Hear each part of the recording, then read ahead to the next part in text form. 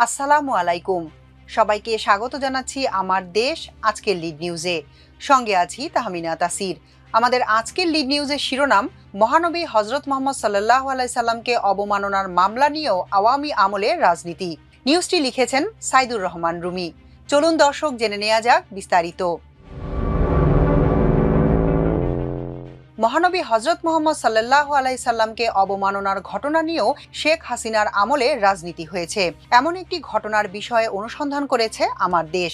এক যুগ আগে 2013 সালে পাবনার আতাইকুলার বনগ্রামের একটি মামলার ঘটনা থেকে এ সম্পর্কে বিস্তারিত তথ্য পাওয়া গেছে। পাবনা 1 আসনের তৎকালীন সংসদ সদস্য ও ডেপুটি স্পিকার শামসুল হক টুকুর ইশারায় এ মামলা থেকে আওয়ামী লীগ রাজনৈতিক ফায়দা হাসিল করে, আর বিএনপি ও জামায়াতে ইসলামীর নির্দোষ নেতাকর্মীদের মামলায় জড়িয়ে জেল জরিমানা করা হয়। আমার দেশের অনুসন্ধানে জানা যায়, হিন্দু যুবক রাজীব সাহা তার ফেসবুক অ্যাকাউন্ট থেকে মহানবী হজরত মোহাম্মদ সাল্লাল্লাহু আলাইহি সাল্লামকে অবমাননা করে একটি পোস্ট দেন। তিনি পাবনার আতাইকুলার বনগ্রামের বাসিন্দা। ঘটনাটির পরিপ্রেক্ষিতে হওয়া মামলা সে সময় উদ্দেশ্যমূলকভাবে বিরোধী দলমত দমনে ব্যবহার করা হয়। ওই যুবক 2013 সালের 2 নভেম্বর ফেসবুক অ্যাকাউন্ট থেকে মহানবী সাল্লাল্লাহু আলাইহি সাল্লামকে কটূক্তি করে ছবি আপলোড করেন। বিষয়টি মুসলমানদের ধর্মীয় অনুভূতিতে আঘাত করে। স্থানীয়রা প্রতিবাদ মিছিল করেন। এছাড়া অভিযুক্তের বাড়িও ভাঙচুর করা হয়। এতে এলাকায় ব্যাপক উত্তেজনা ছড়িয়ে পড়ে। পরদিন আতাইকুলা থানায় তৎকালীন এসআই আব্দুল হালিম ধর্মীয় অনুভূতিতে আঘাতের অভিযোগে তথ্য ও যোগাযোগ প্রযুক্তি এবং পর্নোগ্রাফি নিয়ন্ত্রণ আইনে একটি মামলা করেন। সে সময় এজাহারে কোনো আসামির নাম উল্লেখ করা হয়নি। যদিও এজাহারে ঘটনার বর্ণনায় বলা হয়, রাজীব সাহার ফেসবুক অ্যাকাউন্ট থেকে মহানবীকে নিয়ে ব্যঙ্গাত্মক কার্টুন চিত্র, অশালীন মন্তব্য ও নগ্ন ছবি ছড়িয়ে দেয়া হয়। এ ঘটনায় ধর্মপ্রাণ মুসলমানদের মধ্যে ক্ষোভ দেখা দেয়। বিক্ষুব্ধ মুসলিম জনতা ঘটনার প্রতিবাদে রাজীব সাহাকে মারধর ও তার বাড়িঘরে হামলা করেন। অনুসন্ধানে জানা যায়, পুলিশ দীর্ঘদিন মামলাটি ঝুলিয়ে রেখে চার্জশিট দেয়। এতে অদৃশ্য কারণে নাটের গুরু রাজীব সাহাকে রাখা হয়নি।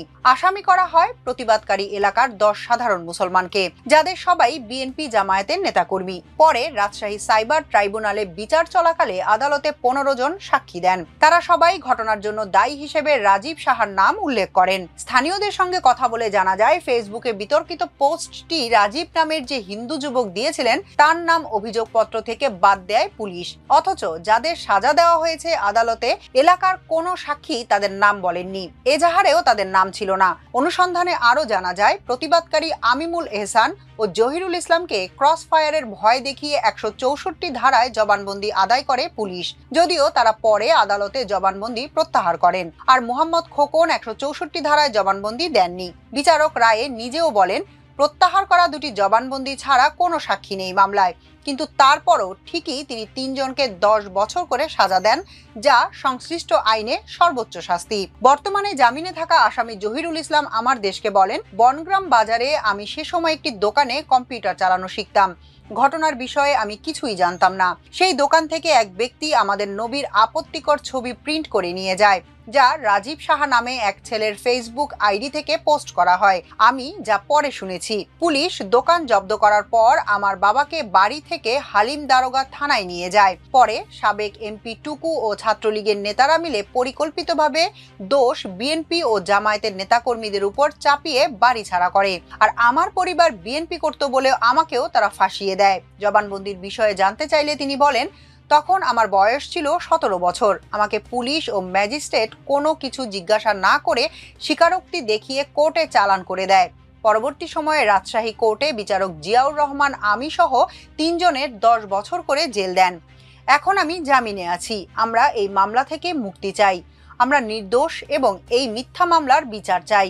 সাজাপ্রাপ্ত অপর আসামি আমিমুল এহসান আমার দেশকে জানান, তৎকালীন এসআই নাজমুল হোসেন ব্যাপারী, এসআই কামরুল হাসান, এসআই আব্দুল হালিম এবং এসপি মিরাজুল ইসলাম ও সার্কেল এসপি আবু বকর আমাকে বাড়ি থেকে ডেকে নিয়ে যান। এরপর এই মামলায় আমার নাম ঠুকিয়ে দেওয়া হয়। আমি দোষীদের শাস্তি চাই এবং এই মামলা থেকে অব্যাহতি চাই। আমাকে 3 দিন রিমান্ডে রেখে ক্রস ফায়ারের ভয় দেখিয়ে তখন 164 ধারায় জবানবন্দি নেওয়া হয়েছিল। তিনি আরও জানান, মামলাটির রায় দেওয়া বিচারক জিয়াউর রহমান পাবনার বাসিন্দা। তার পুরো পরিবার আওয়ামী লীগ করে। তিনি শামসুল হক টুকুর কাছ থেকে বিশেষ সুবিধা প্রাপ্ত হয়ে এ রায় দেন। এ মামলায় বর্তমানে জেলে আছেন খোকন। তার ভগ্নিপতি মাসুদ রানা খান বলেন, খোকনের পরিবার বিএনপির রাজনীতির সঙ্গে জড়িত বলে তাকে রাজনৈতিক উদ্দেশ্যে এ মামলায় জড়ানো হয়। এ বিষয়ে হাইকোর্টের আইনজীবী শাহিন মণ্ডল বলেন, ফ্যাসিস্ট শেখ হাসিনার আমলে বাংলাদেশের বিচার ব্যবস্থা ভেঙে পড়েছিল, যার জ্বলন্ত দৃষ্টান্ত এই ঘটনা। আমাদের মহানবীকে অবমাননার মতো একটি মামলাকেও রাজনীতিকরণ করতে আওয়ামী লীগ পিছপা হয়নি।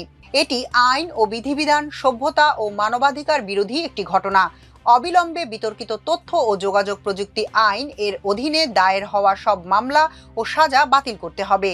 প্রকৃত ঘটনা ও আসামিকে পাশ কাটিয়ে নিরপরাধ মানুষকে সাজা দেওয়ার ঘটনায় যারা জড়িত তদন্ত করে তাদের বিচারের আওতায় আনতে হবে।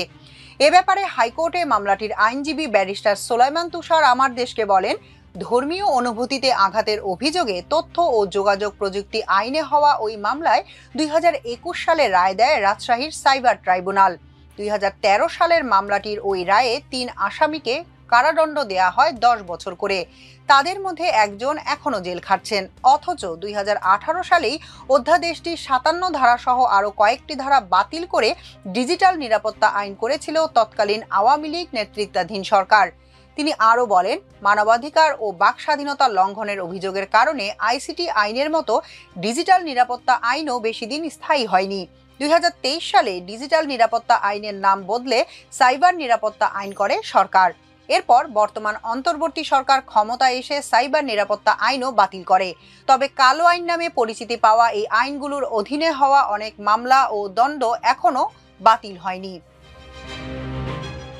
এখনকার মতো এ পর্যন্তই। সবাই ভালো থাকুন, সুস্থ থাকুন আমার দেশের সঙ্গে।